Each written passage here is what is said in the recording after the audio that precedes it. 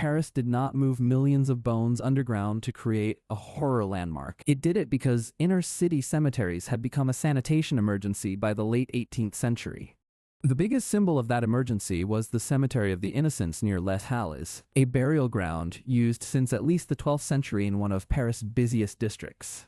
By the 18th century, some historians estimate that roughly 1/10 of the city's dead were still being buried at the Innocents each year, even though the cemetery was already dangerously overcrowded.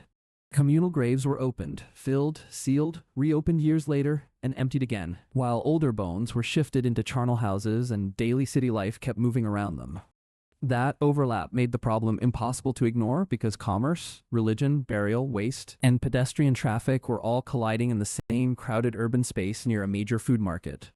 Contemporary observers described foul odors, tainted air, and rising fear that nearby food, drink, and cellar spaces were being contaminated by human decomposition in the middle of the city. Parisian officials did not yet have germ theory, so they explained the danger through miasma theory, the belief that disease spread through poisonous vapors rising from decaying organic matter. Even though miasma theory was incomplete, the conditions themselves were real. Massive concentrations of decomposing bodies in dense neighborhoods were unsanitary, offensive, and increasingly linked with illness. Residents living near major cemeteries reported nausea, respiratory distress, and putrefactive smells, which turned burial overcrowding from a religious tradition into a full urban public health crisis. The Innocents became the perfect symbol of that crisis because the boundary between the dead and the living had started to fail in the most literal way possible. Writers of the period described a grotesque mix of market refuse and human remains, as if old Paris had trapped its own burial system inside its commercial heart. That symbolism also mattered politically, because reformers increasingly saw old cemetery customs as proof that the city needed secular administration, stricter regulation, and stronger control over urban hygiene. The decisive scandal came in 1780, when part of a burial zone, or retaining structure at the Innocents failed and decomposing remains and gases broke into neighboring cellars.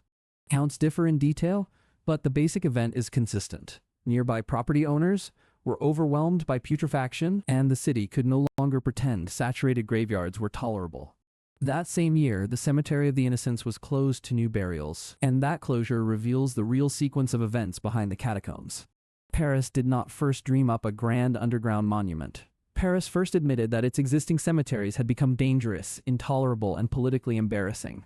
At almost the same moment, the city was wrestling with a second problem under its feet: abandoned quarries stretching beneath expanding neighborhoods. For centuries, limestone and gypsum had been extracted around Paris, and underground quarrying had expanded significantly in the Middle Ages as the city demanded more building stone. As Paris spread over older excavation zones, houses and streets increasingly stood above empty voids that had never been designed to support a growing capital. By the mid-18th century, collapses had become a serious risk, and a major ground failure in 1774 exposed just how unstable parts of the subterranean network had become. The monarchy responded in 1777 by creating a specialized quarry inspection authority to map, stabilize, and manage these dangerous underground spaces before more of the city gave way. That is the real convergence behind the catacombs. Paris had too many dangerous dead above ground and too many dangerous empty spaces below it. Officials realized that part of the abandoned quarry system, especially the former Tom Isor quarries under the plain of Montrouge, could be turned into a municipal ossuary. The site made practical sense because it was accessible, outside the old city core at the time, and already under the supervision of quarry engineers. One of the key figures in that transition was Charles Axel Guillemot, whose work with the Quarry Inspection Service helped prepare the space and organize the transfer of human remains. So the catacombs were born less from Gothic imagination than from urban engineering, administrative improvisation, and a city government trying to solve two emergencies at once. The first major bone transfers began in the mid-1780s, with the largest early evacuations, especially from the Innocents, taking place from 1785 to 17.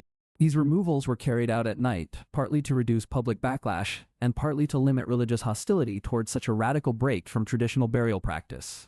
Covered wagons moved through Paris carrying remains toward quarry shafts, sometimes accompanied by clerical rites that gave the operation at least a minimum ceremonial frame. What those wagons delivered, though, was not the elegant bone architecture tourists know today. The earliest remains were dumped down wells or shafts and spread through galleries by workers. That detail matters because the first purpose of the ossuary was sanitary removal and storage, not visual symbolism, philosophical reflection, or theatrical design. The underground site was formally consecrated in 1786 as the Paris Municipal Ossuary, and even the word Catacombs came later as a cultural overlay. The name drew on fascination with ancient Roman burial sites, which helped transform a bureaucratic storage solution into a place of myth, mortality, and dark civic identity. The transfers also did not happen in one burst. Remains from many Paris cemeteries continued to be moved for decades as parishes were suppressed and urban plans kept changing. Bone transfers continued after the Revolution, ran up to 1814, and resumed again in the 19th century during major redevelopment, including the era associated with Haussmannian reconstruction.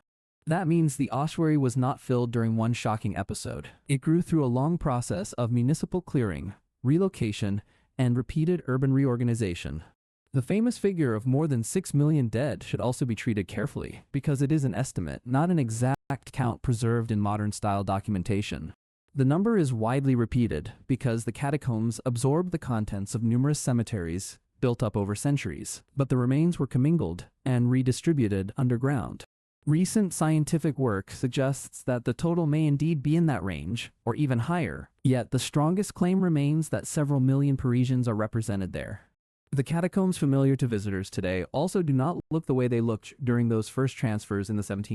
In the early 19th century, especially under Louis-Étienne Héricart de Thury, the site was redesigned into something deliberate, staged, and almost philosophical in tone. Skulls and long bones were arranged into walls and decorative facades called hagues, while plaques, altars, inscriptions, and masonry features gave the galleries a moralizing atmosphere. That redesign changed the meaning of the space. A storage site created to manage putrefaction became a curated underground encounter with mortality, memory, and the history of Paris. This is when the ossuary began to function as an empire of death, a subterranean mirror of the city above with carefully arranged passages and reflective inscriptions. Visitors were admitted by appointment beginning in 1809, and the catacombs quickly became a successful curiosity for both French visitors and foreign elites. In the modern era, the official site has described the catacombs as receiving roughly 500,000 visitors a year, even though the public route covers only a small section. Most of the larger underground world beneath Paris is quarry infrastructure rather than ossuary, which makes the visible bone galleries just one dramatic fragment of a vast hidden system. Another overlooked piece of the story is political. The catacombs also reflect the growing centralization of state power over burial, hygiene, zoning, and urban land use. For centuries, burial had been shaped heavily by parish custom and family tradition. By the late 18th century, it was becoming a matter of municipal regulation and secular authority. In that sense, the transfer underground was not just about smell and disease. It was also about who controlled the dead and how a modern capital should organize space. Some scholars argue that public health was the official justification, but not the only motive, because land recovery, urban order, and modernization clearly mattered too. Central neighborhoods had become too crowded, too valuable, and too medically sensitive to remain enormous burial zones packed beside churches and markets. Another point often missed is that fear of cemeteries in 18th century Paris was not simple superstition, even if the science used to explain it was incomplete. Officials spoke the language of miasma rather than microbes, but they were responding to real dangers: seepage, crowding, decay, and constant exposure to putrefaction in dense neighborhoods. That makes the catacombs a monument to transitional science, where flawed theory still pointed people toward a practical response to a genuine urban hazard. The story has gained yet another layer in the 21st century, because researchers are now studying collapsed or exposed sections of the ossuary far more systematically. Teams have examined evidence of trauma, surgery, amputations, trepanation, embalming, heavy metal exposure, and chronic diseases, including leprosy and syphilis. Researchers are even using ancient DNA from teeth to search for fast-killing infections that leave little visible trace on bone, turning the catacombs into a medical archive.